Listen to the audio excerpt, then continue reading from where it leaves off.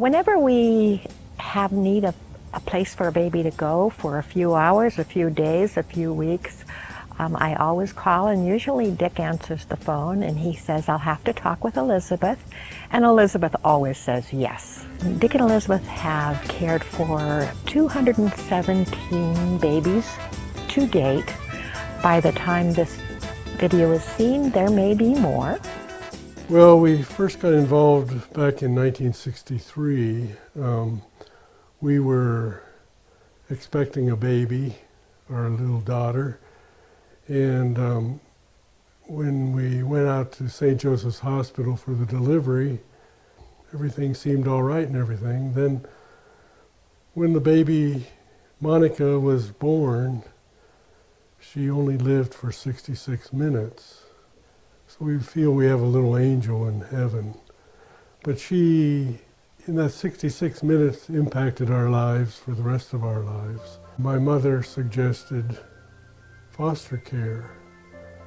So we did inquire about it, we did get approved, and that was the start of our, 50 years?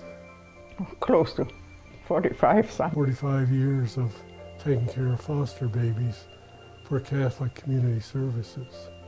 I do remember the one we had for 8 months. That was probably the hardest to give up. Being with us and our children, we would take him camping and everything, and he was on a backpack and I'd take him hiking.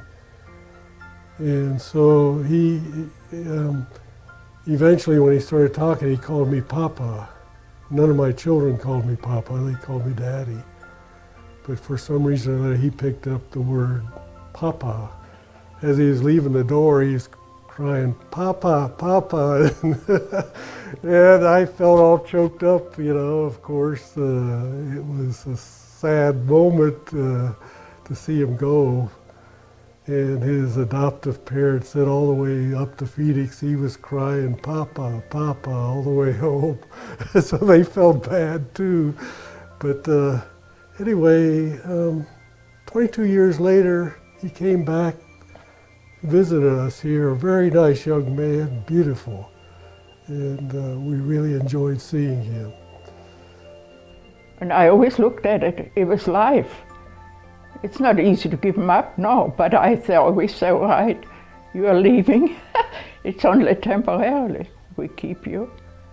I choke up about it, but that's okay.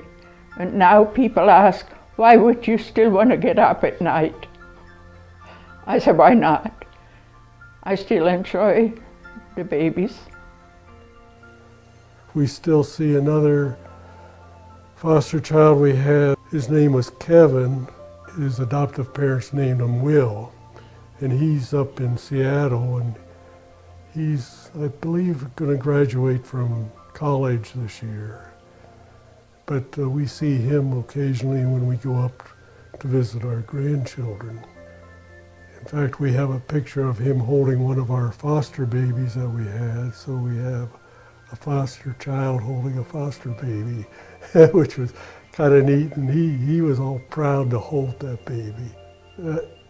Every baby is different. You wouldn't think a little thing like that could be different, but each one, all 217 of them are different.